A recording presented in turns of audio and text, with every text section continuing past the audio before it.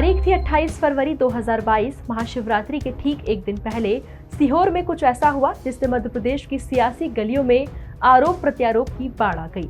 28 फरवरी को Bhopal Indore state highway के दोनों ओर 25 किलोमीटर का ऐसा जाम लगा कि घंटों लोग अपनी गाड़ियों में कैद रहे। यह जाम कई दिन पहले लगा था, लेकिन पक्ष विपक्ष के नेता इसी जाम को रह रहकर सियासी दंगल में उतार रहे हैं। आइए एक एक कर समझते हैं कि पूरा मामला क्या है और भोपाल की गद्दी को सीहोर में लगे इस जाम ने कैसे हिला दिया।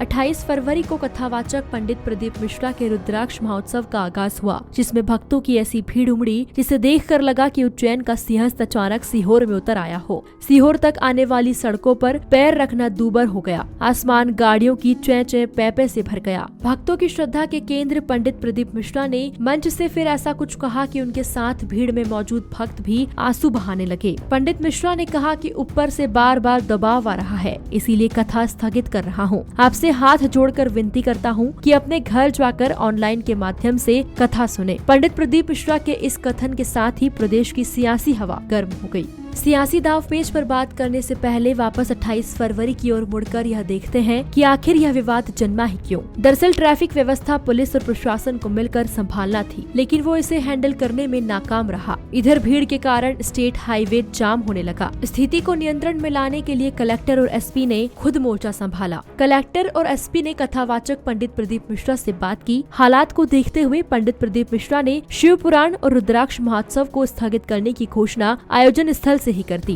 प्रशासन ने बचाव कर कहा कि उनकी उम्मीद से ज्यादा लोग कथा सुनने आए, जिससे ट्रैफिक व्यवस्था बिगड़ी। वहीं इसके जवाब में आयोजकों ने कहा कि पहले से ही निश्चित था कि पूरे आयोजन में 10 से 15 लाख श्रद्धालु आएंगे। पहले से इतने भक्तों का टारगेट लिया गया था, क्योंकि यहाँ रुद्राक्ष वितरण का कार्यक्रम था, लेकिन प्रशासन ने साफ लापरवाही की है। इसके बाद देखते ही देखते इस मामले में प्रदेश के दिग्गज नेता भी कूद पड़े। इस घटना के अगले दिन नेता प्रतिपक्ष कमलनाथ ने ट्विटर पर शिवराज सरकार पर जमकर निशाना साधा और लिखा कि जो खुद को धर्म प्रेमी बताते हैं, यह है उनकी सरकार की हकीकत। कमलनाथ के इन ट्वीट्स के कुछ घंटों बाद ही भाजपा के राष्ट्रीय अध्यक्ष कैलाश विजयवर्गीय के भी ट्वीट्स सामने आए, जिसमें उन्होंने प्रशासन पर सीएम शिवराज की छवि को खराब करने का आरोप लगाया। यही नहीं, घटना के बाद कांग्रेस नेताओं का पूरा एक ग्रुप पंडित प्रदीप मिश्रा से मुलाकात करने भी गया, जिसमें विधायक संजय शुक्ला, विशाल पटेल और पीसी शर्मा जैसे नेता शामिल थे। इसके बाद कथा का धार्मिक आयोजन पूरी तरह से राजनीति का मुद्दा बन गया। मामला इतना बड़ा कि प्रदेश के गृह मंत्री नरोत्तम मिश्रा ने पंडित प्रदीप मिश्रा से कहा कि महाराज दंडवत प्रणाम, आपकी कृपा से ही सरकार चल रही है,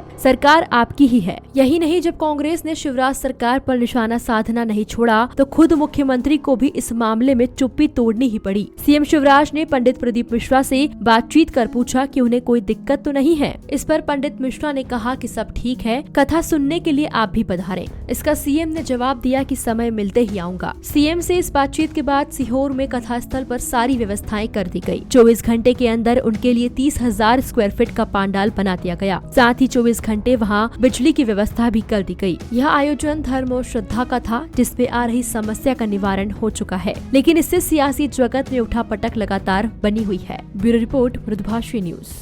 वीडियो को लाइक और शेयर करें। मृदुभाषी से जुड़ने के लिए चैनल को सब्सक्राइब करें। खबरों के नोटिफिकेशन के लिए बेल आइकन दबाना ना भूलें।